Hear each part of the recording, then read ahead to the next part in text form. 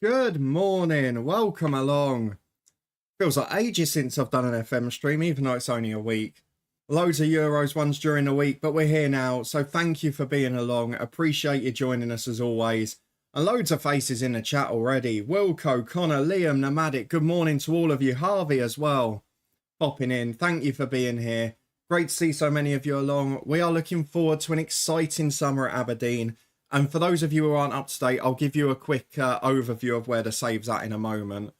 But firstly, because we've now got all of the second group games out of the way, a couple of quick reminders. The first one, if you're in the Euro Predictor League on the UEFA app with me, get your predictions in before 8 o'clock tonight. And the second one is that we can confirm what our live streams are for Monday, Tuesday and Wednesday now. So Monday, 8 p.m, we're going to be doing Croatia-Italy, which is a straight shootout essentially. Tuesday, we're going to be doing 5 p.m. Netherlands-Austria, which I'm genuinely really looking forward to.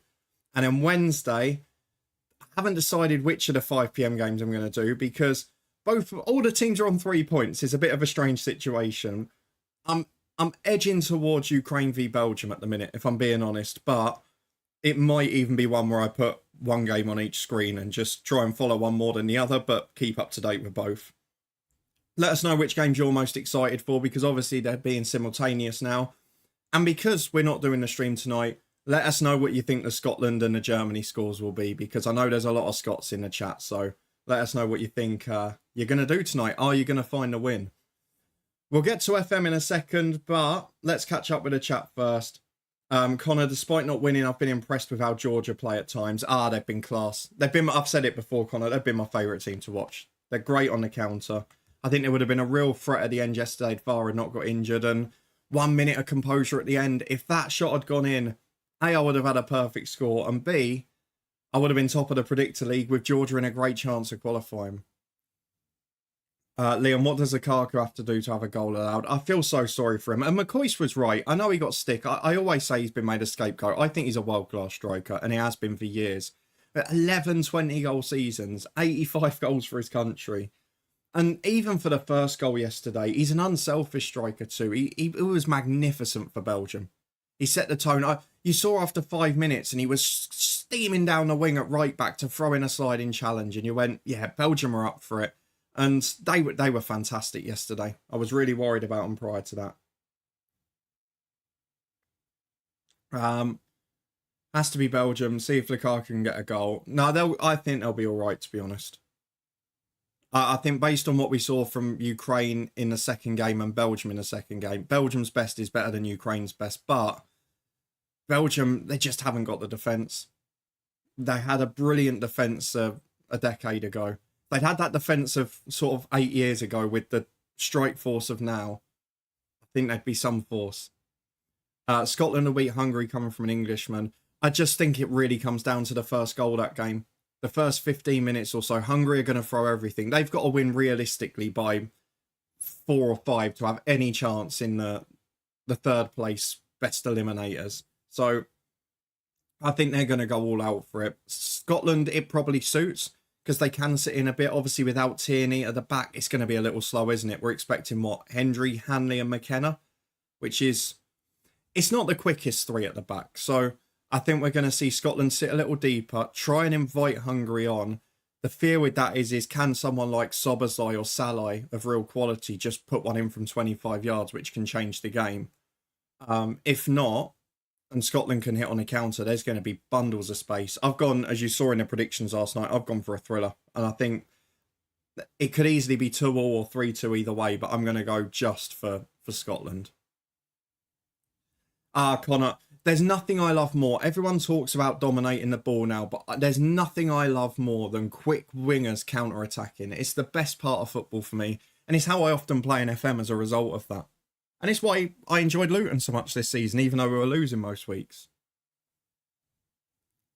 Connor, I think we'll see a lot of changes from England Tuesday. I think we'll be surprised. I think they might go back 3 as well. Belgium will be a good game. I think Scotland have a good chance. Yeah, I'm looking forward to that one tonight. I'm just going to get tucked in. I'll put the sofa bed out so I don't have to interrupt anyone. And I'm going to get watching that. Jambo, good morning. Good to have you in. If Scotland win by 3 goals and Switzerland lose by 2, Scotland can finish second. You don't have to worry about that, Liam. There's no point even worrying. is if Scotland win, 4 points, you'll be through. You don't need to worry. Harvey, are we going to... Enigma, good morning. Sorry, good to see you in. I hope you're keeping well. Harvey, this is how the Sunday streams always go. If you've not been in the Sunday morning FM ones before, it's about 20 minutes before we've got through all the introductions. Normally, it's all the Club Football Saturday chat, and then we crack on at about 15:15. So just come and get involved, pile in with a football chat.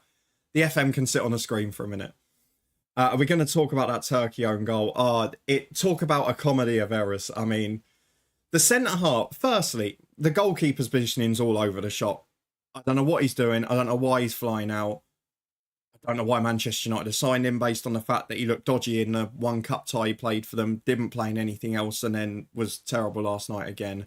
I did feel for him a bit because he wasn't great. It affected him for the game. But the centre-half, I've got to ask this as someone who played centre-half a lot as a young player.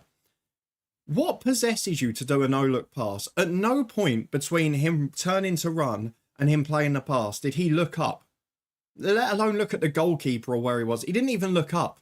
And he's playing this fancy no-look pass back to the keeper. I mean, what are you doing? Awful. How big a bung did Portugal give Turkey? I mean, they were awful. But we said it in the last Euros, didn't we? If you remember, everyone had Turkey as the dark horses, and they were abysmal. But defensively, they're just not good enough. Jambi, you've gone for 1-1. You changed because you had Scotland to lose both of the last two, didn't you? Greatest TV moment yesterday. Show us the crowd as it goes in. Oh, yeah, UEFA had it. I mean, I'm going to give defence here. Firstly, UEFA made a massive mess up. And although ITV have missed another goal, it wasn't actually their fault. The second one is, you've got to be fair to the director there.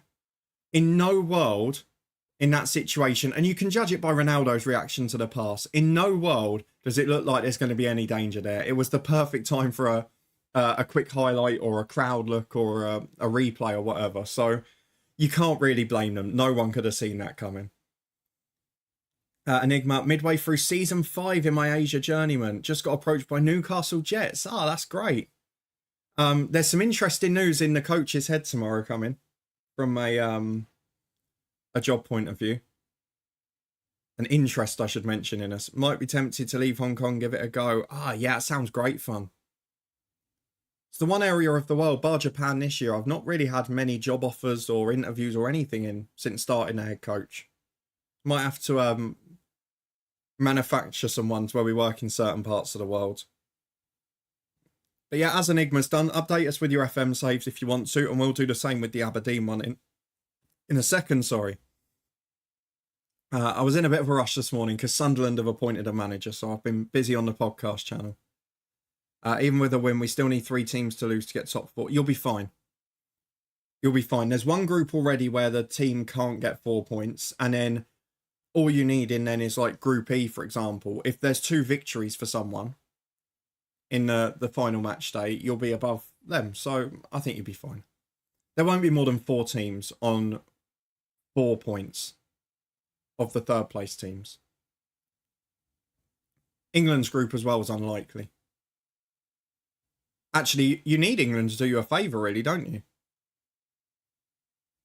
Because if Denmark or Serbia win, it doesn't really matter for you because the other one won't be on 4 points. Then also, if England draw or beat Slovenia, that group, no one will be on 4. So you will, you'll be fine. Jambo's got a who am I for later. Lovely. Good to see. Kumi just started a youth only save in Mexico. First time ever managing here. And took one of the newly promoted teams in the bottom division. That sounds like a fun challenge. That sounds like brilliant fun. I hope you enjoy it. Kumi thinks Scotland will beat Hungary. Let's be confident. I think, do you know what? And I've obviously got no skin in the game as an Englishman. I think it's going to be a great game. Just the way it sets up works perfectly for both teams. Hungary can put pressure on and be aggressive, which is their best style of play. Scotland can play on the counter-attack, which is their best style of play. And they can now sit deeper and protect that 3 at the back, which will suit them. They've just got to avoid the luck of conceding a screamer early on, 25 yards out. And then on the counter, I think you'll have a field day because Hungary aren't the best at the back. But another side that have been impressive going forwards. But then you look at like when they were chasing a game against Switzerland, their plan B is to throw on like Martin Adam in the box and chuck crosses into two big men, which Scotland with the back three are going to be able to put out. That's going to be meat and drink for them, isn't it? It's the problem is if you've got runners in behind, which if you're sitting deep enough, Hungary won't do. I actually think this could play into Scotland's hands. It'll be close. There's no way someone's going to just run away with it, in my opinion. Enigma was also approached by Iwata in Japan. They slipped to J3 and are massively strapped for cash. How so? I mean, Enigma, we've been in Japan, obviously, in a head coach at the start of this year, and there was money flying about everywhere. They'd have to do very well to be strapped for cash at that level. I've got to say that I love the Japanese leagues this year. Maybe the reputations are a little bit too high for what they should be in terms of getting you attracted to world football or clubs across world football. But yeah, Newcastle Jets sounds a fun one. And then you can go straight to like the top tier in Japan after, can't you? Just won Europa Conference League with Mulder Nomadic. That's good fun. Aberdeen won the Conference League in my save. Oh, don't put pressure on me, Jambo. Come on. And next year, I'm almost, it's a bit of a weird one. I'm kind of hoping next year we lose the Europa League playoff in this save, just so we go in the Conference League. With the signings we've made, I reckon we'll have a decent chance. I was just looking for some live sport to watch, and there's none I can watch, so we'll go off with that and focus on the stream. Jambo, who am I? Zafori, welcome in as well. Who am I? I've played with Pierluigi Galini. I'm going to referees there. Casper Dolberg, Scott McTominay, Thomas Delaney, and Jolyon Lescott. Got to be a Dane. Got to be a Dane. I'm going Ericsson straight away, even though I don't know some of them. I wouldn't have played with Lescott, would he? Straight away, I went Dolberg, McTominay, Delaney. Lescott's going to be the surprise there. Enigma. Been struggling to generate money in Hong Kong and I'm managing Kitchi United. Lovely. I've never ever managed in Hong Kong in Football Manager. That's something I'd be interested in doing. Nah, Jambo, it's not. I'm trying to work together, to work out this Jolyon Lescott link in there. Right, let me very quickly, while you're all coming in now, tell you about this save for anyone who's not up to date. So, in this save, we've just reached the end of Season 2. And at Aberdeen.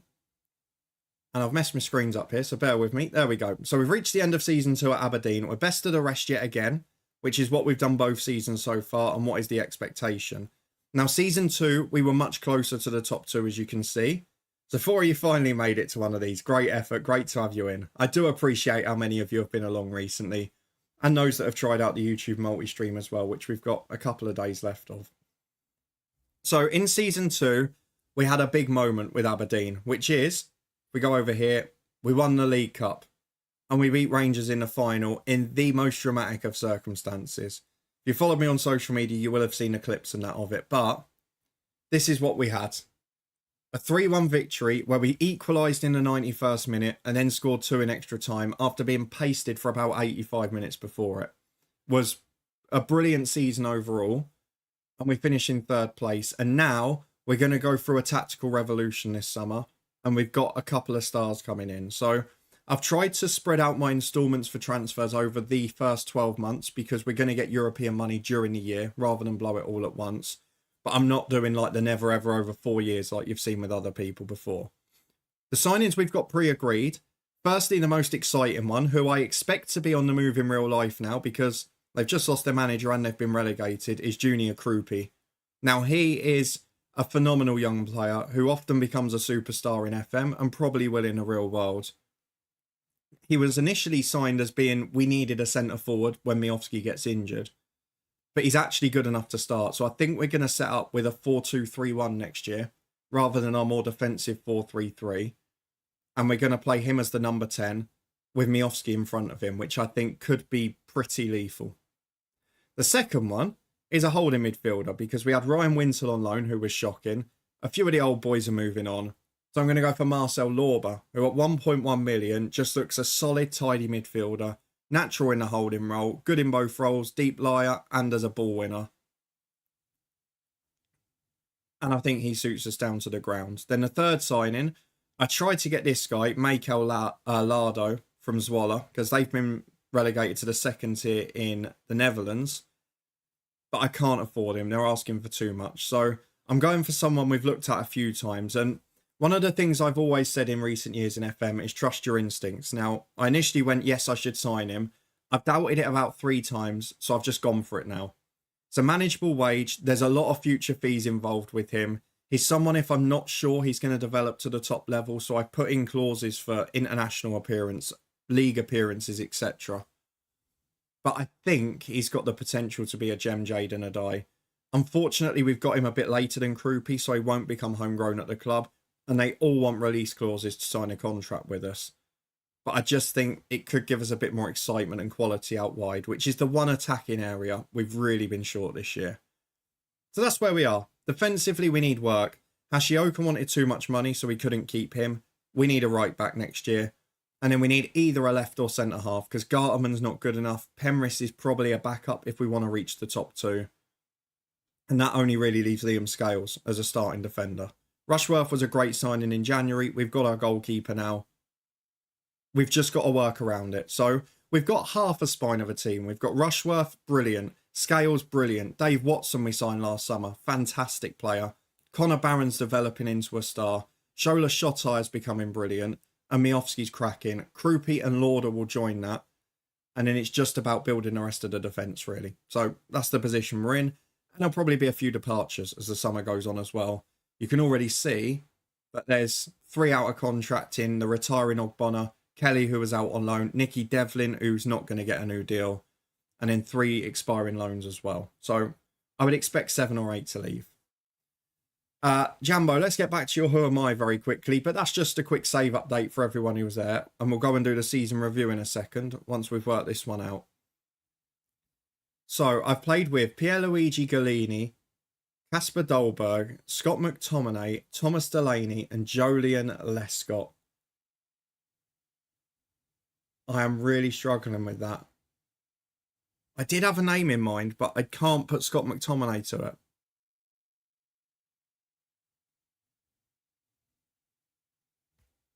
Yeah, I'll pin it for a few minutes. Hang on. See, the name I had in my head was Bertrand Traore, because he would have played with Lescott, but then he doesn't play with McTominay, does he? So I can't see how that's right.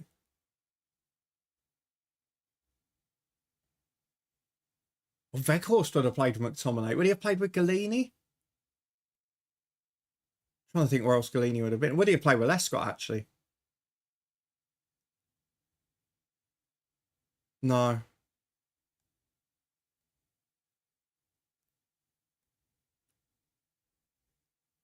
Because McTominay's got to be United or Scotland, hasn't it? He's not had any loan spells, has he? Oh, Ashley Young's a great shout. I'm not sure about Lescott, but then England, I suppose, isn't it? But he played with Dolberg. No, it's a good effort, Zavori, that. I don't really know where else Lescott played. I can't think at the end of his career if he had maybe a dodgy move or two that Jambo likes to exploit that we won't have remembered. I can't remember him beyond Villa.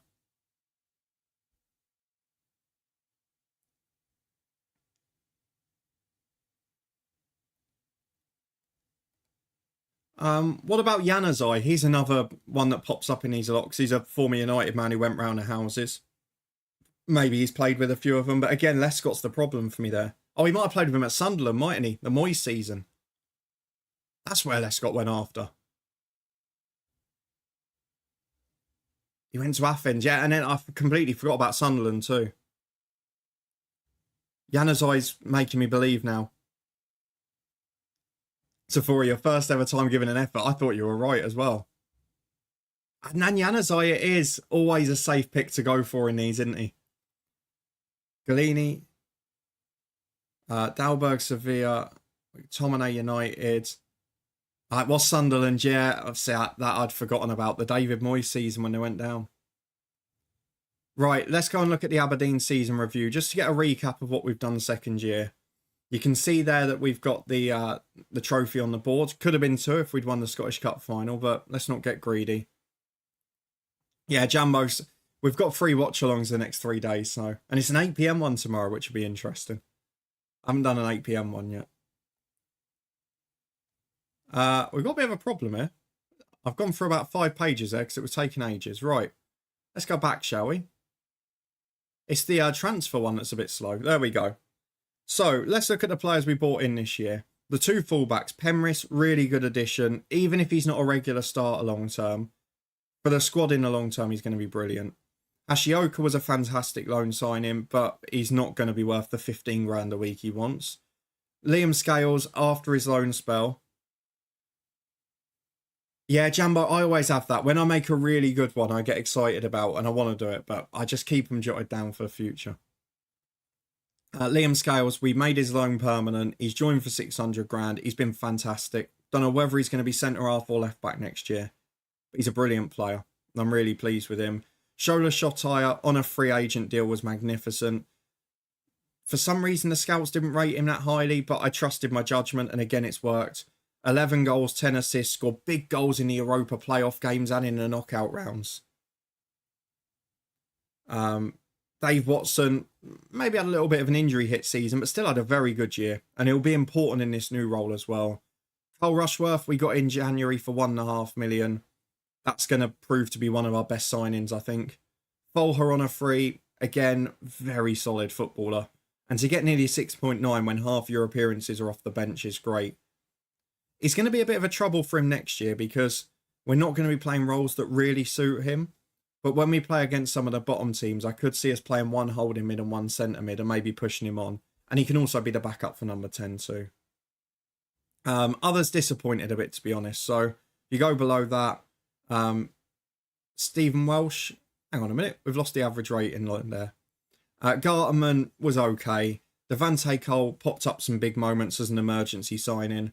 Lewis Nielsen was alright, played out of position a lot. Blair Spittle was okay, but is a squad player. Obafemi, disappointing loan deal. Keshi Anderson, big injuries ruined him.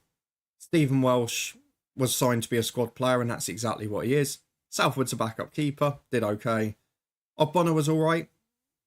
Going to retire now, but he did his job. And Ryan Winsell, one of my worst signings this year. One of my worst. Zafori just advanced 20 more seasons in my Scunthorpe save. That's not a bad effort, is it? How has your save gone overall? What's the path been like? Scotty Matt, good morning. Good to have you in. Are you confident for this evening for your Scottish boys or not? Let's have a look at the transfers out as well, just so you can see how we've upgraded the squad, because the people we've let go, obviously we lost Duck for massive money, who's gone to play in the Premier League. He's done all right by all accounts. He's a good player. And we did find it hard to replace him initially, but Shotire's there now. Richard Jensen, good money for him, to be honest. And then the likes of Duhan, McDonald, they were our backup players last year. Keller Roos replaced by Rushworth, great deal for the same money. I'm really pleased with how far we've taken this squad. And when you look at the loans out and the transfers out, you see just how much we've improved things. Season results, we finished 3rd. We've almost sold out the stadium on average. We had a few poor runs in there, didn't we? But that spell in the middle was great fun. It's just when we played the top sides, we're not consistent enough. And we struggle to beat Ross County most of the time, which Scott is very pleased about. Europa League, history-making season. We made it all the way to the last 16. That win against Basel in the extra time of the second leg in the playoff was brilliant. Shotire at his best in that game. Scottish Cup, really good run to the final. Beat Hearts, beat Hibs, beat St Mirren, all very comfortably, but just lost out to Celtic. And a League Cup, really special. 4 top-tier sides, Celtic 1-0, Rangers after extra time. We deserve that more than anything. The Blues, good morning. I hope you're well too. Thank you for coming in. Scottish fixtures released on Thursday. Oh, are they the same day as the EFL, Jumbo? I didn't realise that. I can't wait to see what Luton's fixtures are. I'm begging for Plymouth away in August. I'm so desperate for it. Just give me Plymouth away in August, please. I'll take anything the rest of the season. And then on Easter weekend, Good Friday, give us a game in Sheffield, one of the away clubs there. Because, oh yeah, it's 26th, isn't it? Because I'm up there for the snooker that weekend. Savora, you must be flying through the games. A few of the people in the chat yesterday got me into Football Chairman on the phone, and I've got a little bit addicted to that yesterday evening, so thank you to you guys for giving me another distraction from doing my work efficiently.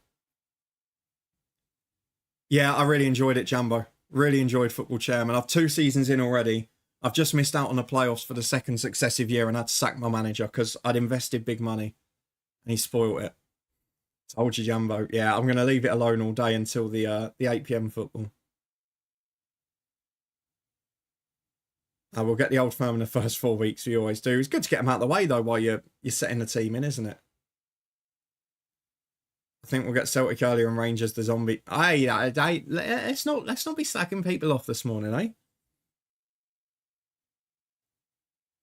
Dreading League One this year. It's going to be such a tough one to get out of. It's because it's going to be a lot more tightly matched, I think. And I'm not sure you've got one of the better managers up there. I mean, I'm saying this as a completely biased Luton fan. Nathan Jones will have Charlton up there. Luke Berry is. I mean, he's got better stats than Anthony in the Premier League last year. He's such a good player. And he'll have a few more of them back. I'd be surprised if Potts doesn't turn up as well. Because he's a London boy anyway.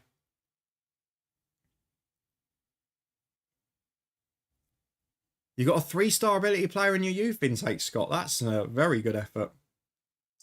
Let me just unpin the Who Am I now it's done. Oh, the link works for me, Jumbo. Is he 3-star? I think that's a little bit ambitious, to be honest, from the... He's not as good as Roddy McGregor. He's a very good player, and with football he'll become a superstar, but I'm not sure he's 3-star already. I would say that's generous scouting or coaching reviews. Which one did you play? Seems to be a free. Yeah, it was $2.99. Football Chairman Pro, is it called? But yeah, it's good fun. I can see why people get it when they're on the train and things like that. Definitely makes sense.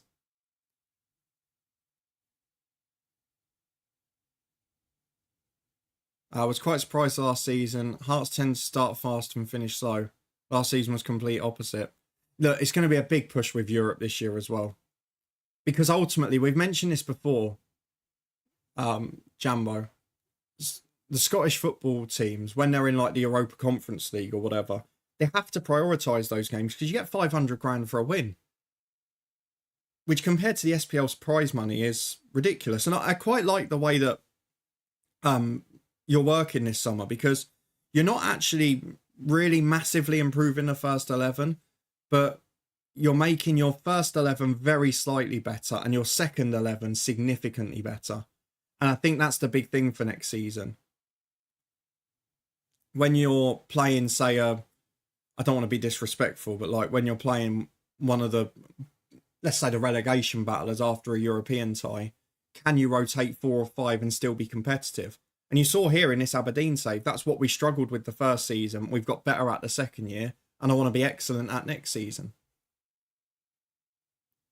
Tempted to play him, see how he develops. Dylan Smith has now broken into the Scotland team. I mean, Scott, I would definitely try and get him off the bench for half an hour most games initially, bed him in the rest of this season, and then maybe give him a start every week or 2 weeks in the next season. I play when I struggle to sleep, not interested in drawing anything. Fair enough. Yeah, I enjoyed it. Got some depth now, so may not be as bad as 2 seasons ago. That's the thing, Liam. I think the strength in depth is the difference. And even those signings, the Spittles, the Penrith, they're just solid SPL players. And you've got to have those to be able to come into the team.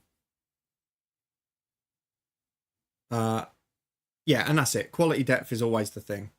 Right, these are our moments to remember. We all remember the 6-0 win at Dundee United. We were excellent that day. Match to remember is definitely the League Cup final. It's not often that's accurate, but today it is. Goal of the season, Leighton Clarkson. That is the best goal of the save. I said it when it went in. We made a clip of it, and it is still the best goal of the save. It was an absolutely magnificent strike. 3-star, we've still not gone up in a reputation, but we've got another big sponsorship deal in. Broadcast revenue's up because we went further in Europe. Prize money's up massively. And we've made a lot of money from some of these sell-ons. And we've got to be fair to the club. Like the Ferguson, the Ramsey deals and all of that. We're making so much money out of them now. Even though they were nothing to do with us. They were before our time. I just hope, Jambo, when you have that sticky spell next season, they stick with Naismith. Because, let's be honest, the difference between you and Hibs in recent years is that you've generally had stability and given your managers time. And you're going to have a tough spell when you're playing Thursday night football as well. It's always going to happen. So just stick with them. As for some strange reason, in those seasons, I went 6 consecutive years without winning the league. It can happen. I mean, I mentioned it the other day on stream. I found my FM14 San Marino challenge. I actually won my first league title really quickly in Serie A. But then the next year, I finished like 8th, then 3rd, then 2nd. I can't do it again. It's one of those things. We've had 0 sign-in, Scott, and our first team scored a 15 or 16. Pre-season soon, Viaplay soon. Maybe they'll just wait till the 1st of July to announce a few. You don't know. Yeah, but if you remember at the time, Jambo, Robbie Nielsen got massive criticism for that performance. Oh, at least we got embarrassed. He should be gone. And he wasn't given the same depth of squad. It takes a few years to build. You'd just come out of the top tier. What, less than 18 months before that, you'd come out of the 2nd tier, sorry. Team of the season, I agree with the front 3. I agree with the midfield 3. I agree with the back 4. But you can see Garterman is the weakness in that team and that 3rd midfielder. And then Kellerus has now been replaced by Rushworth, so that'll be all right. We did get Manager of the Year, which I really appreciated, because despite finishing 3rd, we won a trophy, we did well. And it's history in the making for Aberdeen. So the biggest thing we're going to do today, in addition to previewing the transfers that are going to come in, as we've just looked at, is work on a tactic for next season, because this is what we've been playing. And I kind of want to change the style. Partly so we're not just playing on a counter-up, we're controlling games a bit more, keeping players fitter, keeping possession, but also because I want to be a bit more aggressive and get Krupi and Miofsky in the box as much as possible, because I think they'll both be stars. If we can get Shottire in and then maybe sign a die on the right-hand side, I think the team could be pretty frightening. Yeah, Jambo, it's become one of these things in the modern game, and it's that people are called boring. Like, I go back to David Moyes. People are called boring because a media narrative becomes a thing on them, which just isn't really fair a lot of the time. Like, we watched Moyes the year before when they won the Europa Conference and in the Europa League the year before. They were good. They were good fun. And you look when Luton came up and look at how that narrative changed over the season. Oh, we're just a long ball team. We play very direct. And actually, we then ended up having nearly half the games with more possession than opposition. Really taking it to top sides in the country. And you don't have to have 70% possession to be... I'd argue 70% possession's often boring. Oh, I like that behind the goals of Fori. I like that big, like, it almost looks like a church window, doesn't it? Or something like that. I quite like that style. Must be horrible if you're in those back few rows of seats, because you'll have one hell of a sunburn and a lot of heat going through there.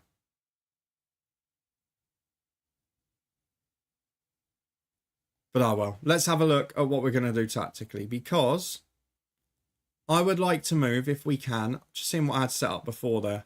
It's a very slightly different one, wasn't it? So let's scrap this tactic, because that's not that different. That was when we had proper wingers, so we're going to clear that slot.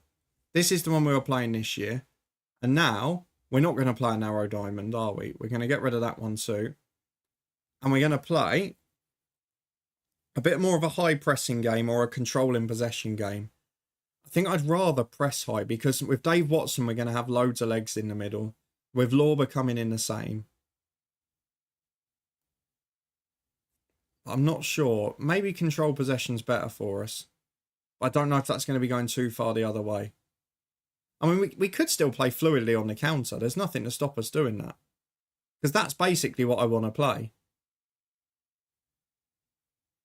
And it would still be a similar style, but we'll do it a lot more akin to what we've got next time. Harvey, thank you very much for the follow. Do appreciate that. So let's just try and... We'll match up the tactical styles because I don't want to change too much at first. So we've got run at defence. And is it whipped crosses the other one, isn't it? Which will work perfect with the strikers we're going to have. We're then going to go... I think I normally have those three pretty much as standard. So we'll keep that. Then mid-block more often and drop off. Don't know if we want to drop off more. I'll leave it on for now, but it's kind of going to depend on what defenders we get in. If we can get all mobile defenders like we've got in Liam Scales, we'll be fine. So I'm going to leave it at that for now. But that's the style of play I want to go for. I definitely want to have a bit more of an attacking edge. We'll obviously adjust some of the roles as well. Whether or not we go fullbacks or wingbacks, again, will depend on what sort of defenders we can get in. And whether we go centre-halves or perhaps more for ball-playing defenders. But for now, we'll set it up the same as it is at the moment. And then we'll adjust the roles if we find the players that are perfect for it. I was tempted to make an Ace Smith, who am I? There's not enough confusing links. Are you sure? Because he was at Everton with a huge turnover of players. Where else did he play in England? Getting myself confused now. I don't really want to have Dave Watson as a ball-winning midfielder, but I don't think there's another role that's ideal for him. We get him in here quickly. I could have him at a defensive mid on support. Step into midfield and support attacking moves. Segundo Volante. No, we'll go supporting DM. And then on this side, we'll go deep line playmaker. Probably on defence. Maybe on support. I don't know. Has anyone ever tried 2 support duties in there? Guarantee Hearts announcement for Danda. Will be everyone on Twitter saying announce Danda. Yeah, oh yeah, absolutely. They always take advantage of those things, don't they? Inverted winger on attack on the left. Inverted winger on attack on the right. And then it's what we do with this role, isn't it? Do we go... I mean, I'd be tempted to go attacking mid on attack, but I don't really know which one Krupi's going to be best at. So it says advanced playmaker, but I want to get him in the box because he's a great finisher. So we'll have to do some work with that. We have also set up some scout emissions for the summer, with right back and centre half being a primary focus. And we're still keeping an eye on Giovanni Lo Celso, who at the moment is still asking for a lot of money. I might scout him again, to be fair, but he would be a magnificent signing if we could get him. I'm not playing Miofsky false 9. He's got to play as an advanced forward. He's got to.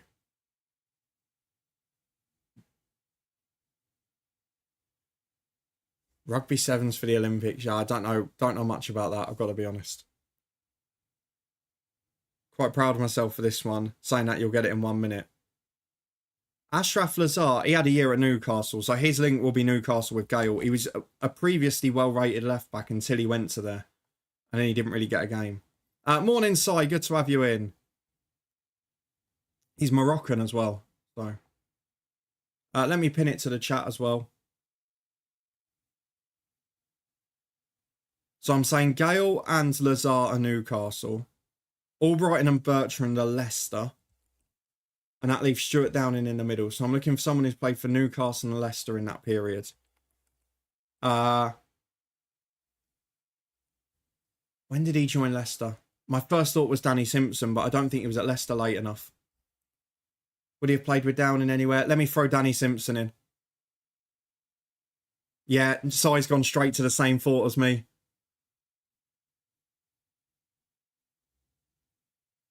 I thought it was. Sephora, I'm not going to take a guess there, even though I have one. Oh, dear. So it's players that have played for Newcastle and Leicester. If it's not one of those links, then he's really done well with this. I'm trying to think who else in recent times has done so.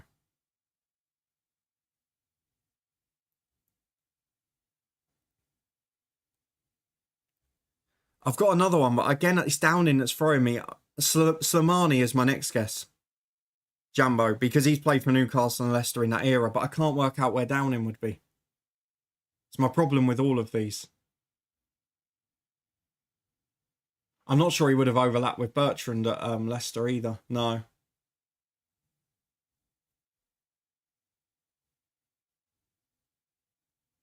Who else is both? Oh, Ayoze Perez? He's both. But again, it's would he have played with Downing? He wouldn't, would he? Sorry, I've got 3 of my creations I want to get framed on my wall. Ah, brilliant. Do it. Do it if you can. Definitely got to. Oh, Brighton could be Villa with Downing. Yeah, that's a good point. That's a very good point, Si. I was immediately thinking modern. Because then it could be Villa and Newcastle, couldn't it?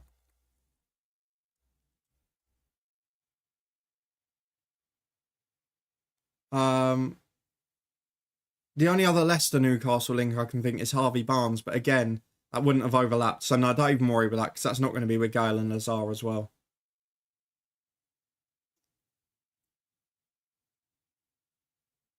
Who on earth else could that be?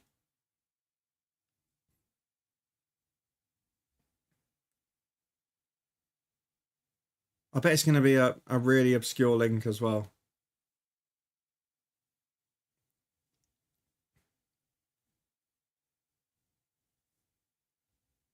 Right, let's have a look at who we've got from these 2 recruitment focuses. Priority is right back because Fredericks is injury prone and well past his prime. Devlin's leaving on a free. And who's the other one? Hashioka's loan finishes. This is the first player that's come up. Alvaro Tejero. He looks a really good player. The problem at the moment is wage demands, which are higher than anything else. Likes big matches, not injury prone, fluent in English, and can play off the left as well. He looks like the type of player I'd really like to sign. But, oh, and add to that he's also transfer listed for a couple of million quid. I don't want to make him my highest paid player. Yeah, so for you've got to just go for it if you want things like that.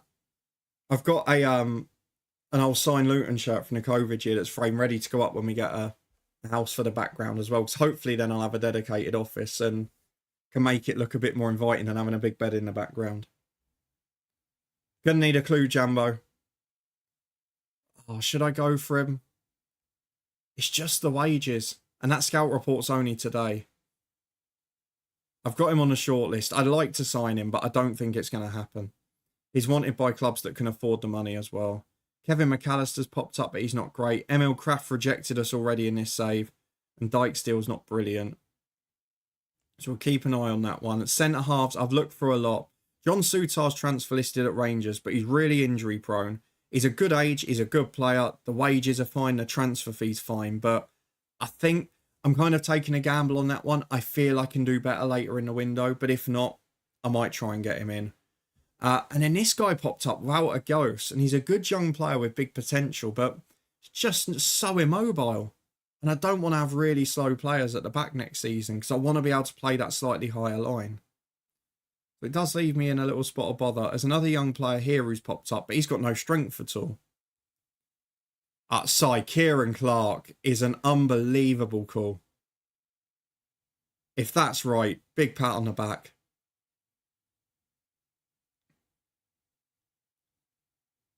That's bordering on inspired. It's got to be right. It's got to be Jambo.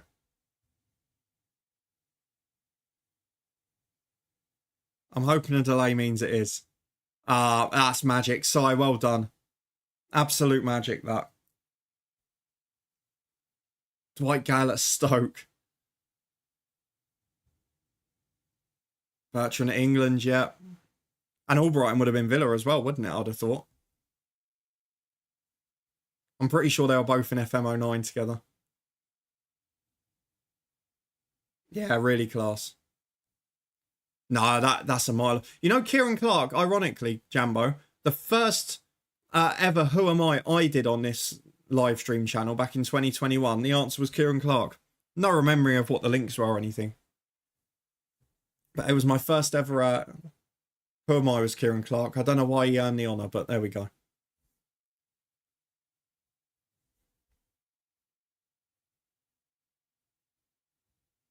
Yeah, Zafori, I mean, with me, it's not an issue because most of mine's just sort of football stuff, but it would be nice to have a few things framed. Get a few of the big old trophies back out the cabinet, dust them off. I had a couple of, like, when I was 11 or 12, Player of the Year trophies that looked like sort of fake bronzed World Cups. They were class. They're still in the garage somewhere. Hey, good morning. Good to have you in. I'm well. I hope you are as well. We're just running through some transfer options at Aberdeen as we edge towards the end of the season. Trying to find... We've sorted our attacking areas for next season. We just need to find a defence now. And that's proving to be the problem. But we've got 8 million to spend. And we will if we need to. It's just the wage. I'm trying to manage the wage budget myself. I always do. Don't even know who that is, Safari. I mean, he's not the most well-known name. And he probably had his best Premier League days around 6 to 10 years ago. Wanted to throw a few England links in. Yeah, but ironically, I think Albrighton will have been a Villa one as well, so... Whether they played together in games, I don't know, but... It's been brilliant fun. Thank you for the massive support on the new setup as well. I do feel fairly professional, as Steve would say, when doing these ones. Scott, I picked up a defender from Everton for 94 grand. Eli Campbell. That's my problem, Scott. All of the good ones that have popped up are left-sided. And I've got Liam Scales. Desperately need a right-sider. I mean, I could move him out to left-back this year and bring someone in. But Eli Campbell, he's not developed in this save. He's not developed. That's a shame. Liam Kelly's retired. Should we have a look at how Luton are getting on? There's a couple of their players have popped up there. Dan Potts is transfer listed, but we've probably gone beyond them. We finished 5th in the champ, lost in the playoffs. Usual service resumed. I did look at Reece Burke. I did look at Tom Holmes, but they're not rated as good as us, which shows how far we're developing. They've still got Ross Barkley. That won't be happening in real life. Who am I? Blimey, that's very Scottish, isn't it? Gary Locke, Danny Wilson, Halliday, Fletcher. It's got to be a Hearts in there, surely. Or a Rangers link. Rangers, Scotland and Newcastle. Newcastle sent loads of players to Rangers, though, didn't they, that one year? I reckon it might be one of them that went up with Ukic. Then you might have to help me out with the Gary Locke link, because was he Kilmarnock? I don't remember him anywhere other than that. Right, social media followers are up big time. Supporter profile update, we're getting bigger. The club vision and expectations for next season are reach the Europa League proper, qualify for the Europa League via league. Oh, so if we lose the playoff, we're in trouble. We are required to win the playoff this year. Locke was Hearts as well, fair enough. Qualify for the Europa League, which is third. Be best of the rest again. I mean, I'm not pleased with that vision because I want to lose and go into the Europa Conference, but there you go. Scotty Mack got it. Good effort. It was the Kilmarnock link then for Chris Boyd, wasn't it? For Locke. What do we want to do next season, lads? We want to be qualifying for the Europa League. That's what I want to hear. I do secretly think we can maybe break second next year, but that would probably require us being in a conference league so we can rest people, and that now looks like we're going to fail. That'll do for now, lads. Go and enjoy your summer. Just seeing, I vaguely remember having a message that I thought I had to show you, but I don't remember what it was. I think it was just me being manager of the year. That's the overall best 11 with loads of players going in. I don't think there was anything else of real note. No, there wasn't. Right, next message. Lots of injuries this year. We had a long one for Anderson, a long one for Fredericks. I mean, we've got lots of players. Them two, Clarks and Devlin, all missed over a fifth of the season. in Anderson's case, a third, basically. We just had lots of middling injuries. 4 weeks Miofsky, 4 week Watson. Just annoying ones. And they were all at the same time in certain positions. Jambo, we know that. We know how these Sunday mornings work. It's all about the football chat. The FM is a sideshow, and we always know that on a Sunday. The reason we come and have a live chat is so we can chat. And if the football manager's slow, I will make no apologies for it whatsoever. We have, in fairness, Jambo, I have pressed continue twice. We have gone forward 12 hours and 15 minutes. That's progress by this stream standard. And I will have to take a break in a minute as well, because I've almost run out of drink, which is not ideal.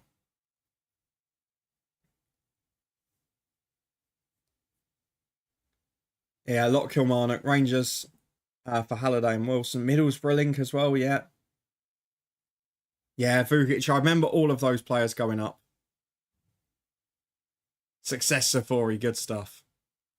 Miofsky won top scorer in the league. Again, that Jameson who's second. I'm so tempted to find a way of signing him still.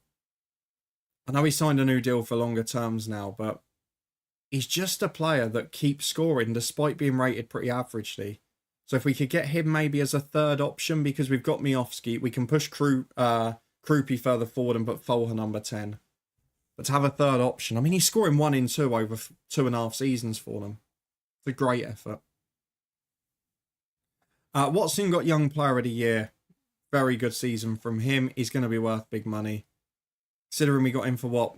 3.5. His minimum fee release is 21. Be some profit, wouldn't it? Leighton Clarkson. There is no way someone scored a better goal than Leighton Clarkson. Can we see if we can watch these again? I need to remind you. I'm sorry. We'll watch all 3. So this one's third, I think. Not the one I'm worried about. So. Well, that's a good goal. It's nothing special. That shouldn't be in the top 3. Right, R1's coming up next in second. And if it's the goal I think it is the best goal I've seen in FM24. Technique-wise, I think it is. Right. So, Nicky Devlin goes down the right. Watch this technique from Clarkson when it comes back to him. On the volley, first time, into the corner. There is no way the next goal is better than that, technically. There is no way. Unless it's a marvellous team move, I'm going to be very upset. Or have they just given it because it's an old firm? It's against us as well. It's against us. Here we go. Diogo to Magno. Don't beat it. Cuts into... No. No. Where's the justice? Come on. Magno's goal was very, very good. Clarkson's crashing volley is the goal of the season. I'm sorry, I'm not having anything other than that. Jambo, thank you for the unpin reminder. Away, busy day, soft playing barbecue, Liam. Enjoy it. I hope the sun's out where you are as well, because it's lovely down here. Went for a nice walk this morning. It's the Glasgow derby. At least it's realistic. Yeah, I'll give you that. It's one of the Glasgow teams.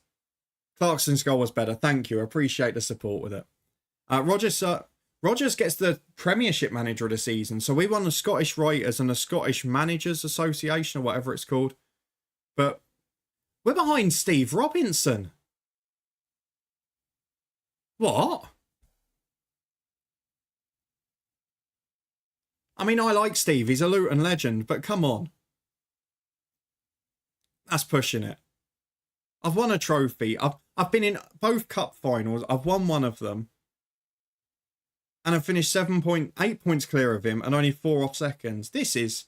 Someone doesn't like me over at the sponsors Cinch, do they? One player in Team of the Year. Celtic have got 8, 9. Rangers get 1 and we get 1. I mean, I feel a bit for Jameson, to be honest. He was second top scorer. The aim next year is that we'll get 3 or 4 in there. Scottish Football Writers Player of the Year. Magno, followed by Miofsky and Abada. But to put it in perspective, Magno's on 55 grand a week. Abada is on 49 and Miofsky is on 9.5. And he's one of our biggest earners. Second for player of the season there.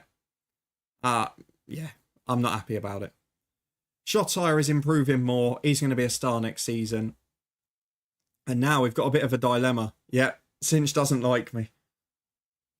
Thought it'd be the Rangers they'd be going against, not me. Although there wasn't much mention of Rangers in any of that, was there? Who are we being told to transfer list?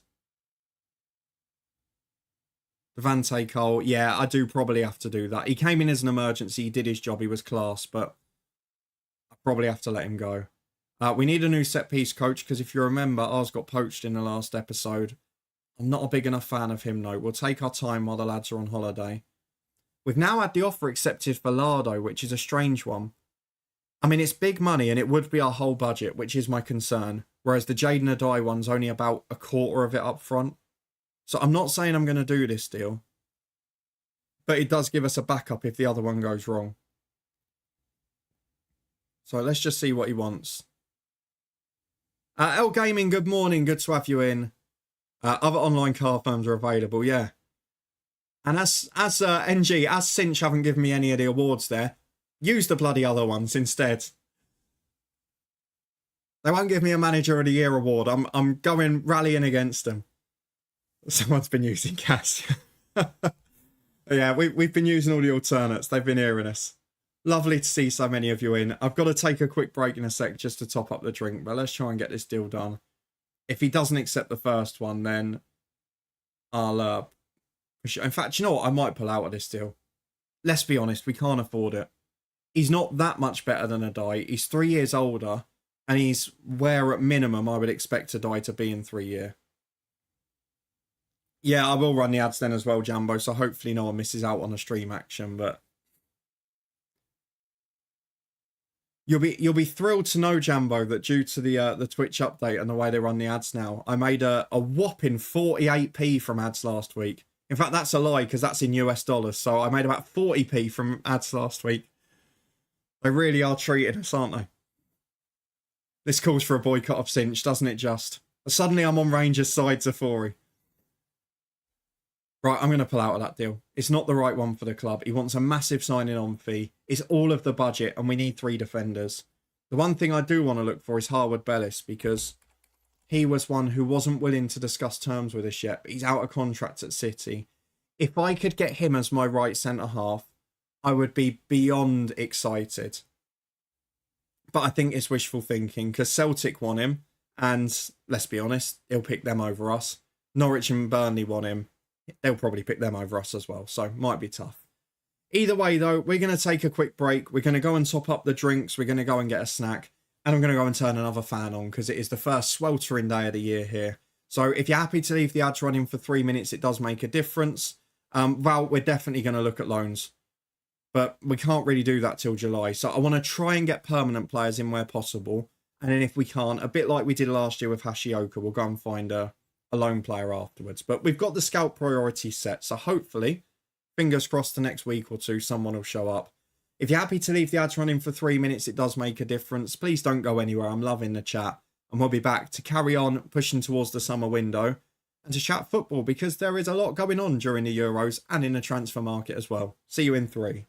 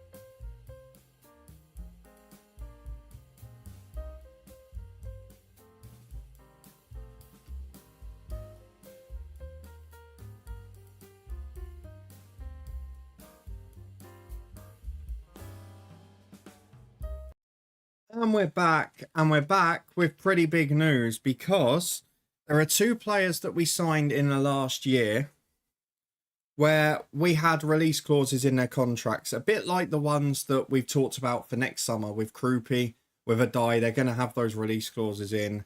And two of the ones that we have signed last year in the summer and January have now signed new deals, either without or with bigger minimum release clauses. Rushworth, the keeper, is one of them. No release clause, $7,000 a week, $8,000 if he makes an international appearance, which he might well do in the future, the way he's developing. But a big deal, tied down for 4 years. I genuinely think he can become the best keeper in the division. He's still got a star of potential to grow into. And then the other one is Liam Scales, new 3-year deal. We had to give him a relegation release clause, and when we first signed him, we had to give him a sell-on fee percentage, which he's not willing to drop. But I do think it's worth it. For $8,000 a week, he is the only defender I'm certain of that's starting quality next year. And with us already needed to sign 3, I didn't feel I could afford to lose him. He had a really small release clause, like 5 or 6 million, which would have been triggered this summer. So it was important we got him tied down, which we have. And I was willing to make some adjustments for that. So with these two signs down, there you go, 7.5 million release clause gone. So I'll say delighted with that. Happy that other people are getting called up. All the loans are going back now. And that's going to be the focus of the second part of this video or live stream, is which players are we going to get rid of next season, and which players are we going to transfer list, make surplus to requirements now and potentially later too. And have we got anything behind it coming up? Because we've got a lot of players out on loan as well. So we're going to look at that in a minute. But firstly, thank you for sticking with us after the break. Do appreciate it.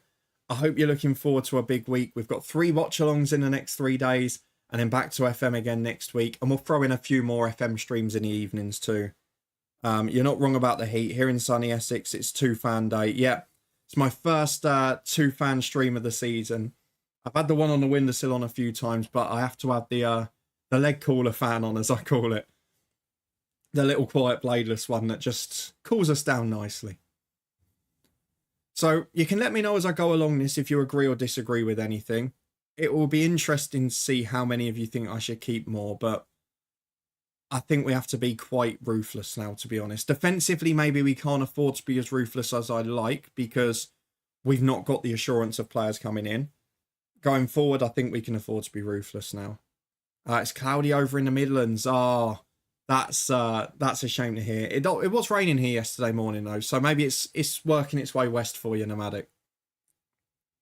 Well, it depends what part of the Midlands you're in, I suppose, doesn't it? Maybe it's working its way west or up, whichever way you want to look at it. KW, I don't know, because it was so close to being this year, because they almost got promoted, didn't they? They got to the playoff and lost out. And I mentioned it in a stream the other day. I found my an old memory stick with about 10 years of FM Saves Friday, and the FM14 San Marino challenge. I spent a good half of the night playing and haven't caught up with the sleep yet. Oh, I love it so much. It's really given me the bug back. I think I'm going to give it one more year, KW. And I'll tell you the reason why. So I want the San Marino challenge to be really special. I want it. It's my favourite ever FM challenge. And when I do it on this channel, I want it to be done right. And next year's FM, with so many new things coming in, the new graphics interface, the new user interface, and like with the addition of women's football, with the addition of new licensing and stuff, I just think there's going to be a few what's that, kinks in the conks, things like that. I've got a Family Guy reference in there, but a few glitches, a few bumps on the road. So I'm going to leave it till FM26, I think, because I want it to be spectacular. And I'm hoping that maybe by then they'll be back in Series C as well, which will save us having to wait for the main release. But I'm going to do a couple of Sunday videos where I show off my old saves. I did some years ago. And I'm going to do a couple of the San Marino challenges because I've been loving them and getting right back into it. It's so much fun, that challenge. Cloudy in North Wales too. Well, hopefully for you guys, it's all working its way west and you'll get the sun in the next day or two. The things I enjoy are FM are not buying amazing players, but developing youngsters, buying other cars. So that's what I love. But also, even like when I've been in the South End and the Hemel saves and that, I love that thought of finding young players on the cheap, selling them for massive money, and then trying to repeat that process. But The thing I used to love, if I go back to that FM14 save I found, the thing I used to love was the co-ownership rules in Italy. They used to be so much fun to make deals with. But obviously, they don't exist anymore due to FIFA regulations. But yeah, I love the early years, that scrap when you're in non-league. I am looking next season, although KW it's not a San Marino challenge, a youth academy challenge of some form. I mean, Boreham would have ruined everything by getting relegated, because that's a save I just have to do now, whether it's YouTube or Twitch, which takes away one save. And depending on the possible timing of a house move, it might be a youth academy challenge just because it's the easiest one to run in terms of not having to worry about transfers and that. So we'll see. And I still haven't decided what my Twitch save or beta save on YouTube will be, depending on which way round we do things. Scott, sunny and cloudy in the Highlands. Nice to hear. Let's go through the development centre. So before we worry about the first team, we'll almost treat this as if we were coming into a new club. Let's look at the loans. Let's look at the players who are out and if there's anyone who can offer us something. So Dante Polvara, he's not good enough for our level. It's as simple as that. Slobodan Rabasic is the same problem at the back. Decent defender, not quick enough for the way we want to play next year. So he'll be a no as well. Esther Sokler's the interesting one. Not had a great season at Hearts, but I'm thinking at the moment where we've spent a lot of our attacking budget already and we need 3 defenders. My first choice striker we know is going to be Miofsky. We know that if he's injured, I'll probably push Krupi up as first choice and put in a different number 10. So to keep a sort of backup striker who can come off the bench or be a third choice starter for odd cup games, lower league games, etc.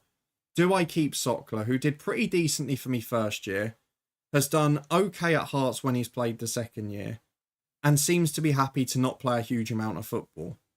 In my opinion, I think he might be the solution, rather than us. We've got to spend our money wisely, because we've not got enough to just flash it around, have we? He's loan listed at the minute. What's his squad status with us? Regular starter, that's a possible concern. But he's letting me drop it to squad. I think I'm going to get Sokler back in next year. I moved 6 days before Christmas. In hindsight, it wasn't the wisest of ideas. Yeah, I mean, so we've just looked at one now, which we're looking at. And if that goes through on the average of 4 months, it would be slapdash when FM comes out. Now, we're in a fairly fortunate position. It's a first time buy, so we wouldn't have to move the day that we get the house. Obviously, it'd be a waste of money if we're paying a mortgage and not living in it. But if I need to go through the tour 3-week beta and just delay it slightly, it's not a huge deal.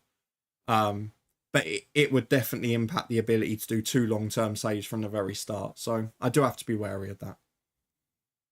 And because we're not moving locally, we're moving pretty much as far away as you could do in the country. So let's have a look at the other one, Jack McKenzie. None of the ones below that are going to be involved yet, but there are some future stars in there. So Jack McKenzie as a left back. He's probably not going to make it, if I'm honest. He's 25 now. He's worth decent money. It might be worth trying to get £1 million or something for him just to offset the spend.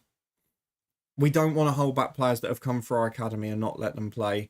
If we get a left back, we'll have Penrith second choice, or we'll have Scales and Penrith. So I don't really want him to just sit there and be third. I might, if we can't find enough defenders, leave him as a backup to perhaps, say, a Penrith or a Liam Scales, but I don't think so, is the simple answer. We'll need to go and have a look at how many homegrown players we've got this year. In terms of the youngsters developing, the best prospects are Cammy Wilson, but he's still 18. He's joining Portsmouth. I didn't realise. Ignore that.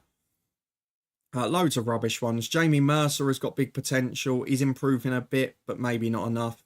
Maybe it's the year to keep him as that 9th defender and give him a few sub-appearances in Europe and whatever else. But if I was going to do that, I'd really like him to be a versatile defender. And a centre-half that's taller than 5'10" would be nice. The second one that always gets a mention in the chat as well is Alfie Bavidge, who has not really come on leaps and bounds in this save. He played a lot in the Scottish Champ for Dunfermline and he scored goals, but for whatever reason, those attributes aren't just going. So another one that might be a frustrating loss. Then we've got to decide with things like Tom Ritchie's out of contract. Is he worth keeping? Probably not, if we're being honest. I just think that the rest of them, it's maybe not quite happening for. Jack Milne as well was good for us at the start, but not quite at that level. So I don't think many of these will be involved next year, but I'm tempted to keep Sockler and possibly McKenzie and Mercer. We'll see. In terms of our senior squad, though, because there's nothing else in terms of the reserves and that of people that are going to push up. Evan Towler's the best of them, but he's not ready for first team football. And then at the second tier level, the under 18 level, we got a few great players in the academy this year through the intake, but none of them are really at that stage yet where we want them to be playing. They're probably all going to need another year and a half of development, but they are all improving, which is really nice to see. And they're clearly being coached well. Dane Salmon did make a couple of appearances, got an assist this season, but they're not ready. Simple as that. So senior squad level, this is where we look for next season, and we'll do it via the squad planner. Goalkeepers, I'm very happy. Rushworth and Southwood are two very solid keepers. We have got other options in the club. So Tom Ritchie's out of contract. I'm not sure if Vittles is. Yes, he is. So we might need to just get in a cheap, rubbish third keeper. Unless that other under 18 was any good. Not really. He's 1 star. Yeah, he's not passable. So maybe a very cheap third choice keeper. But those two I'm thrilled with. Right back is a big problem for next year.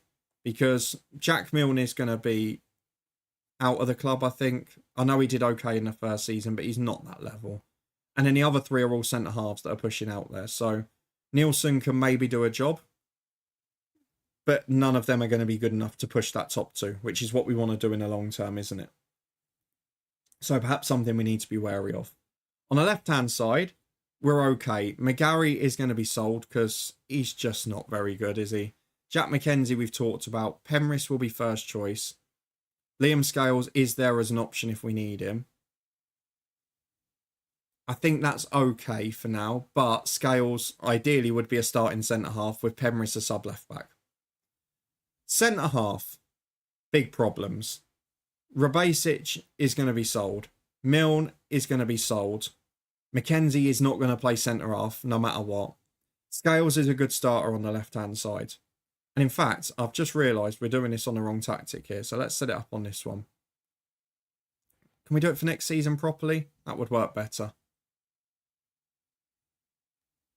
So we'll get Nielsen out there. Fredericks, I'm not sure. I'm really not sure. I mean, that's how right back looks at the minute. It's not good, is it? Goalkeepers are excellent. Left back's fine. Centre half is a problem. Liam Scales is a good starter. We won't have McKenzie. We won't have Milne. We won't have Rabasic. We won't have Hashioka. All of the others are backups. I wouldn't mind if Nielsen and Welsh are my sub-centre halves or Garterman, but we need another starter. I think there's no doubt in that. At the moment, it is literally Nielsen, Garterman or Welsh, and that's not good enough. It's definitely the weak link of the team. Rabasic will be gone, as will those guys. Yeah, that's a weakness. Holding midfield. If I put Welsh there, it works out a bit better, doesn't it? But it's still not great. Holding midfield's good. I'm happy with holding midfield because, yes, Milne's going to be gone. Luke Berry's going to have to be gone. Polvara, Shinnie, etc. But we've still got 4 good players in there. Dave Watson's a cracking ball winner. Lorber will be a good one. Barron's okay. Clarkson's okay. I think there was one other. Am I missing somebody? I feel like I was, but maybe I'm not. It's because I think I was thinking about dropping Folher and McGrath in, which isn't going to happen regularly. On the left side of it, Lorber will be the starter. Barron will be in there as the second. Clarkson as the third. Watson the fourth. The other 4 not in there. So we've got those 4, and then we've got Folher who can come in and play slightly further forward, if need be. I think that's decent enough for now. Attacking midfield, Krupi's going to be the superstar. We're going to have both Folher and McGrath, who can play regularly behind, but we may sell Jamie McGrath. He's had a little bit of interest at times. He's not the best player stepping up, and he's nearly 30, so we need to move him on, so be it. The rest of it, we've got so many options there. Honestly, there are so many good players. Spittle's a natural in that position. Shotai is a natural in that position. Berry was, but he's going to be past it, I'm afraid. Palvara's not going to be here. Bejuan's not going to be here. And probably Anderson won't be here either. Off the right, Ryan Duncan. Hopefully, Junior Adai. Wherever he is. There he is, Jaden Adai, sorry. The plan is that it will be those two, Blair Spittle, maybe McGrath as an emergency if he's still here, but that would be it. Then off the left, we'll have Shotire starting. Then we'll have Adai as an option as well, because he's a natural off both sides. Then we'd still have Duncan. We'd probably get rid of most of these ones down here. Esther Sokler could do it as an emergency. Anderson if he's not sold. And then up front, Miofsky to start, Krupi to be the first sub, Sokler to be the third. And then if either of them are still there, either Pappy Gay or Devante Cole. But ideally, they both move on. So I think that's about the best we can do. But you can see the massive deficit we've got to focus on is defence. And maybe that's a reason to keep Sokler rather than the others. We know the loan players are going to be leaving us. Hashioka is the one I would have wanted to have kept, but the wages dictate otherwise. So based on that, Luke Berry is transfer listed. He will remain so. He's wanted by a few clubs. If we can loan him out with most of the wages, then great. We'll see. He's done a great job for us, but it's the end of the road for him. Defensively, if we get signings in, I'll probably let one of the centre-halves go. Either probably Gartman. He's the non-Scottish one. He's the oldest one. And he had a poor season. In midfield, we keep all of those about. Jamie McGrath, if we get a good offer, can go. Spittle, if we get a great offer, can go as well. And probably Anderson gets transfer listed because he's declined with those injuries this year. And at 30, I don't see him recovering from them. So he'll be transfer listed there. Mitchell Smith, thank you very much for the follow. Appreciate that. We've had a few new faces in this morning. Appreciate all the regular subs and the new followers. And those of you who have joined the multi-stream trial on YouTube the last week or so. We are live Monday, Tuesday and Wednesday with Euros watch-alongs. 8 PM Monday, 5 PM Tuesday and Wednesday. But for now, it's all about summer planning. Devante Cole is the other one, isn't he? Who is transfer listed. But it's just about waiting for the offers, which won't come until the window's open. They're saying Anderson's worth 3.7 million. We got him on a free last year. To be honest, I'd take anything that's 7 figures, given the fact he spent half of the year injured as well. And then all we've got to wait for is these scouting options and hope that we get a great right back or centre half pop up. You can see now there's 31 in progress reports at right back, and we're looking for people who would be interested in a transfer. And there are some good ones there. I mean, look at that guy from Hacken. Why is he rated A-? Because he's not good at the moment. Do we take the gamble if we can't find first teamers now, people for the future? Because he could be a gem. Scotty Matt, my 15-year-old midfielder is strolling the game against Rangers. Is he having that Wilshere v Barcelona moment, is he? See, if we have enough money left, or knew we would, I'd just go and sign someone like that now.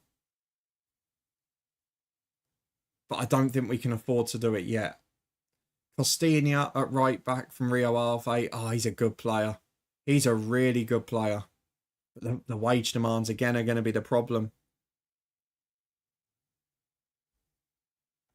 The issue is very much the same with a lot of these, isn't it? I do really like the look of this youngster. I know his attributes look crap, but it only takes maybe an improvement of 2 in most areas, and you've got yourselves a good flying wing back there. I'll wait for the full scout report, but I'm interested. Leave it at that. Centre half.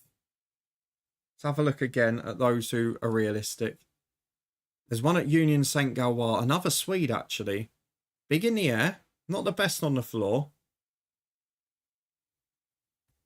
Again, I quite like him, but I was hoping for people who are going to be ready-made. Maybe this guy will be the one. Oh, what is it with the centre-halves who can't jump? He might, though, be my answer at right-back. Ironically. 2 million quid. It's the wages again. The wages are too much. Just ask the agent.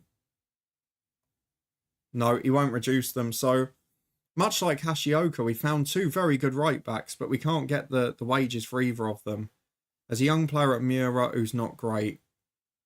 There's a lot of very good players for the future there, but I need answers now, and that's what we haven't found. So we'll give it a few more days and hope that these reports come in. I will look for a left back as well, just in case.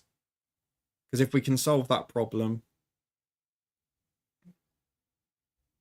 it will allow us to push Penrith down and keep Scales in the middle. So left fullback, there's 5 recommendations at the minute. The top one is a Danish player from Columbus called Morten Amundsen. He is 2.5 million quid and he's on £5 a week. I don't think he's better than Penrith. I think he's the same standards. That's my worry. You can see, yeah, he's not rated any better than Penrith. So I don't think that's my solution. The other one's De Smet, same standard. Ibanez, same standard. I think this is going to be the decisive part of the summer. Can we find holding midfielders? Defensive players that are going to solve our problem. I will have a look as well at our scouted players for those out of contract in a month. Because from tomorrow, that'll be what we're watching out for, won't it? So we'll come back to that one tomorrow. John Cordoba is a winger we've looked at before, but he's average. So once we tick over to the 31st of May, the players will get released. To see. We should be able to see the English players that are out of contract at the end of June. I mean, just getting Taylor Harwood-Bellis would solve so many of these problems. Not sure we're going to get that lucky, though. Thank you, everyone who stuck along with us, too. I have appreciated it this morning. We'll be live for another 15 minutes or so. I want to get to the start of June and see which players we can maybe discuss terms with. As we say goodbye to Ogbonna, who retires after a good season and winning the trophy with us this year as well, the League Cup final. Jaden Adai has agreed to join. 2 million quid rising to 7. I think he's got 3 million of guaranteed instalments, then 1 million for 50 league appearances and 1 million for an international appearance, which is great. We've got players going on international duty. You can play as much as you want. Nothing bad in the summer. And we've got a few leaving today. We've got Devlin going out of contract. It's been a good servant. Ben Mee retires and McCarthy from Celtic. Didn't realise he was still there, to be honest. Let's get to the official announcements. Hayden, welcome in. Good to have you along. It's been lovely to see so many familiar faces today and familiar names in the chat. I'm very well. I hope you are too. Really enjoying the Euros. Enjoying a bit of sun at last over here. And enjoying the new setup too. It's been great fun. Starco, welcome in as well. Right on cue, another familiar face and a familiar name. Great to see you. Ogbonna's left, so we need a new vice captain. Are there any great contenders up there? Hayden, we're not going to be doing a live stream tonight. But we are going to be watching the games. I'll be watching Scotland-Hungary to see if they can do it. Should be a really entertaining game on paper with both sides needing to win. But then tomorrow, Tuesday and Wednesday, we'll be doing a live stream every day. The late games on Monday, Italy, Croatia. Tuesday, I'm doing Netherlands, Austria, which is going to be so good. I'm sure of it. And then Wednesday, probably Ukraine, Belgium. I will give Connor Barron the vice captaincy. Why not? He's worked through the academy. He's developed really well. And he's ready for that responsibility now. Just check my mentoring groups are in good nick. Lewis Nielsen's doing okay. Duncan and Folher need to drop out. But then...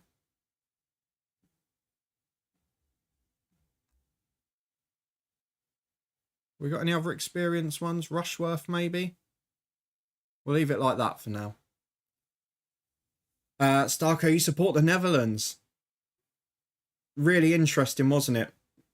I'm sure you'll be on my side in thinking that goal shouldn't have been disallowed the other day, but then the rules are a pain, aren't they, unfortunately?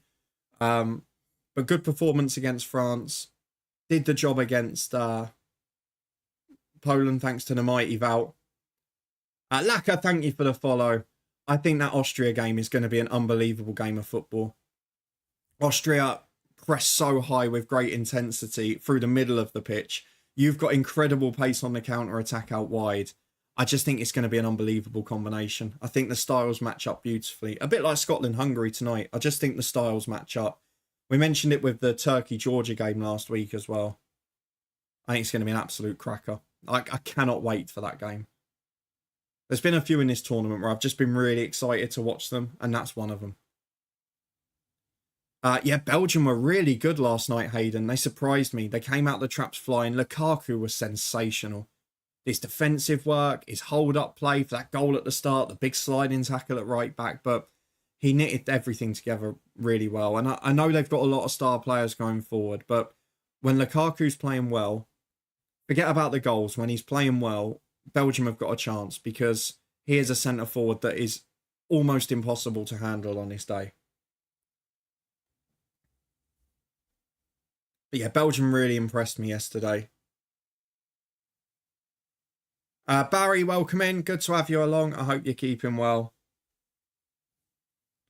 But I'm interested tonight. Obviously, there's not a lot of pressure on Germany, Switzerland, but if Germany get a couple of early goals, Scotland can then maybe look at the goal difference as well. It's going to be a very, very interesting night. Yeah, I've always said I think Lukaku's massively underrated in terms of the stick he gets and being made the scapegoat. He scored 85 international goals.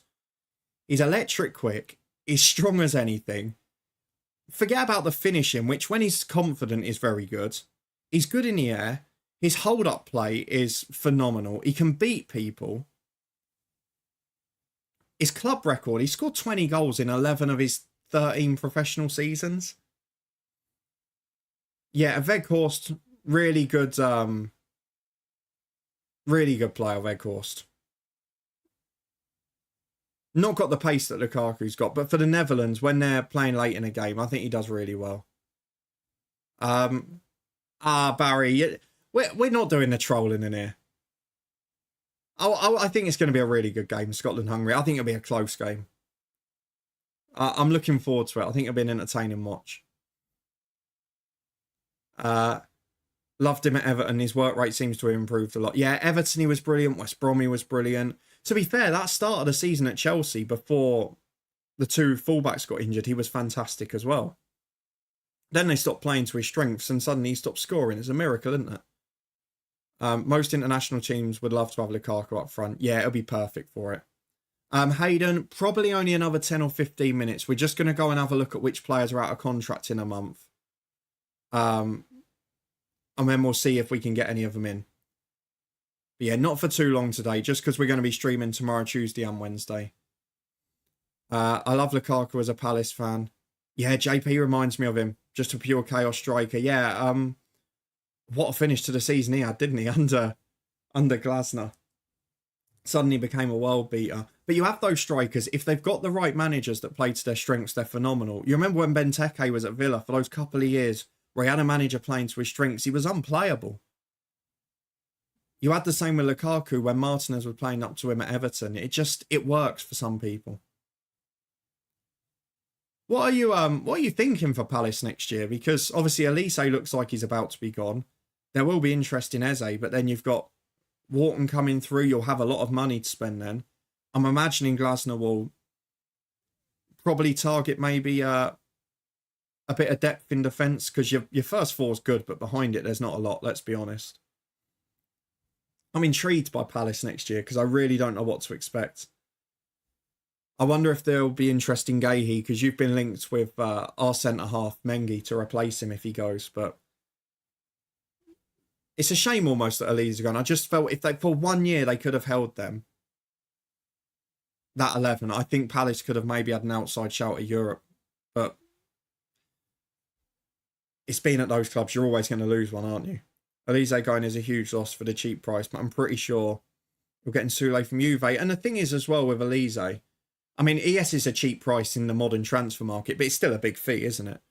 But he's a good player.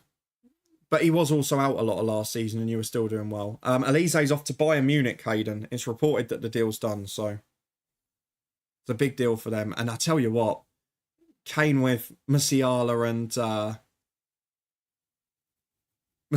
Elise either side wouldn't be bad. Eze, I wouldn't mind losing. I kind of see what you mean. I don't think he's overrated personally, but I kind of get what you mean. He's not a player that... So, like, for example, when Zaha and Elise are at their best, they completely control a game. Like, they completely dominate it. They are the star player. Eze perhaps doesn't do that so much, but he produces moments of magic in most games. So you'll get sort of like 2, 3, 4 moments of brilliance out of him, but he won't be that player who will just be a constant menace for 90 minutes. So I kind of get what you mean by that, but most teams are crying out for those players that can produce the moments of magic. Yeah, Gahey's a very good centre-half, but I can only speak from a Luton point of view. If you get Mengi to replace him, I think maybe after a year, you probably have a defender of the same quality. Yeah, I saw you got Riyadh in. Looking at the roof from Wolfsburg, interesting. Will Company get the best out of him? I don't know, but if we know anything from Company's summer work at Burnley last year, he loves signing a winger. As our regular Burnley fans always tell us, he'll be signing about 10 of them at Bayern. Out of contract, we've got Junior Stanislas, who we were nice to and gave a coaching role when he retired, but he's not that good, so he can go. Mengi's been absolutely class for us this year. Don't forget, Barry, he was signed for 300 grand this summer as a development signing. He wasn't even supposed to be near the first team. But because we had so many centre-halves injured, obviously we had the thing with Lockyer. Bell then got injured for the year. Anderson missed most of the year. I mean, we ended up with Mengi and fullbacks for most of the season. He was fantastic in that situation. Not just the fact that he played centre-half and played well, but the fact that he almost became a leader. He was marshalling people. He still got those moments of rash positioning in him. Like, you saw the penalty against Everton. He gave away a silly one near the end of the season. But he works his backside off. He's electric quick. He's strong. He's good in the air. He likes to carry the ball forward. He's a threat in the other box from set pieces. He's only 21, 22. I don't know. I do not know in my mind how United let him go for 300 grand so they could bring Johnny Evans back to the club on a free. I will never, ever understand it. But what a player. Honestly, whoever gets him out of you, Fulham and whatever for the 20, 25, 30 million you pay, it will be a bargain. I think he's fantastic. I desperately hope none of you sign him when we get him for a year, because he will have a great deal of fun in the Championship.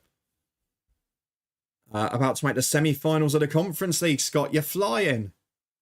Yeah, we were talking about it yesterday, Hayden. It was a surprise that popped up in the chat. The Calvert-Lewin to Newcastle deal. I mentioned it before. If that's because they've got to sell Isaac for FFP, they're in big trouble, because Isaac is unbelievable. I'd go as far as to say after Haaland, he's the best striker in the league at the minute. That's my opinion. If he's coming in to replace Wilson as the injury-prone backup who can do a job and fill the homegrown quota, absolutely great. Really good deal, suits them down to the ground. And Everton then can spend that 35 million on getting non-injury-prone players. And it looks like they're getting Issa Kabore, who we had on loan last year at right wing-back, who be a good signing for them. I'd imagine that'll be Patterson off as well then. I would like you to keep him, if I'm honest. Want Luton to go back up. Yeah, I think either way we'll be up there, to be honest, Barry, because a lot of people at the top of the Championship are having poor summers. Obviously, Burnley have lost Company and still haven't replaced him. Sunderland have appointed a strange manager. Hull and Norwich both sacked their managers after overachieving. Sheffield United have got a points deduction, they're in disarray. Leeds, I would imagine, are going to have a lot of players out this summer. I think the biggest threats up there, looking at the minute, are like Borough with Carrick. Now they've got a fully fit squad if they can get a couple of attackers in. But I'd be surprised if we're not in the top 6. And the main thing is we got a new 4-year deal for Rob Edwards, which will sort us out for now. And it's going to be like having 10 new signings with all the injuries we had.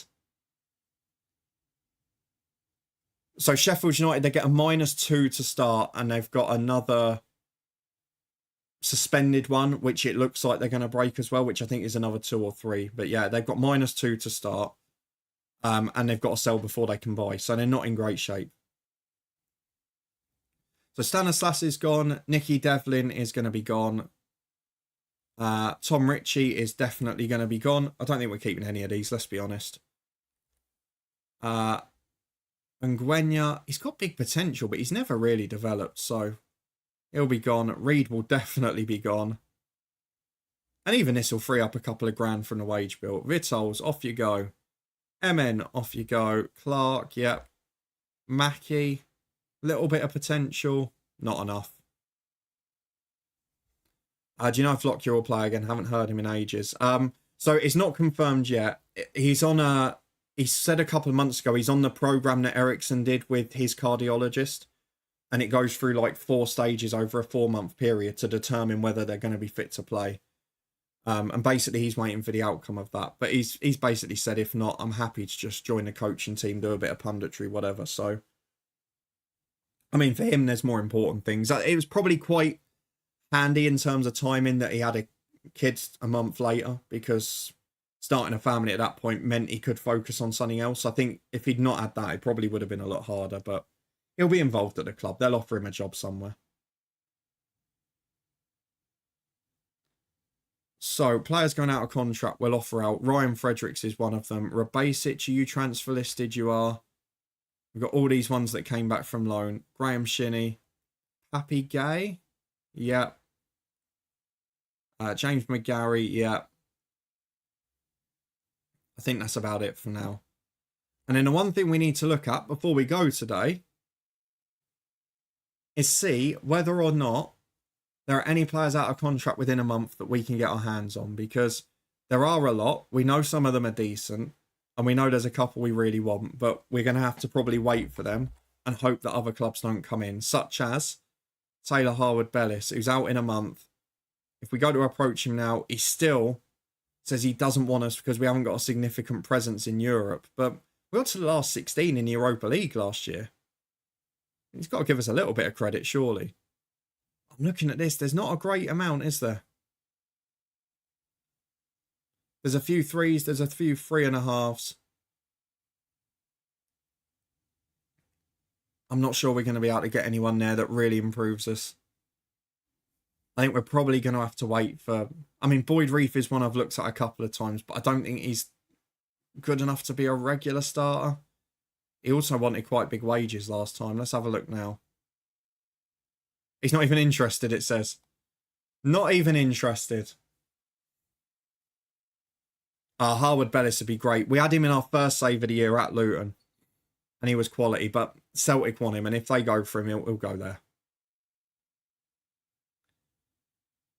It's going to make for fun next weekend. There's still not much popping up in those scout reports either.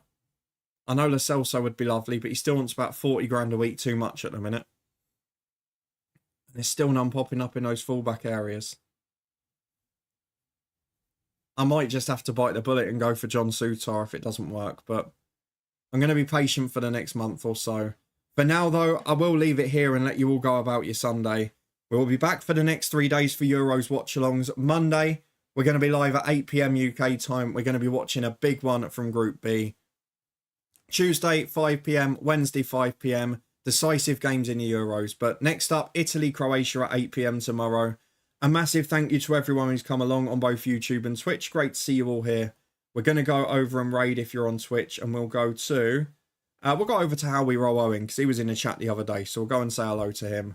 Thank you very much for your support today. It's been great to see you as always. The FM stream will return next Sunday morning, and then we'll do a few during the week after that as well. But for now, thank you. Enjoy the football tonight. Good luck to your teams if you're watching, and I hope you have a good rest of your day. Enjoy your Sunday. Thanks for being here. See you later. Over to Owen.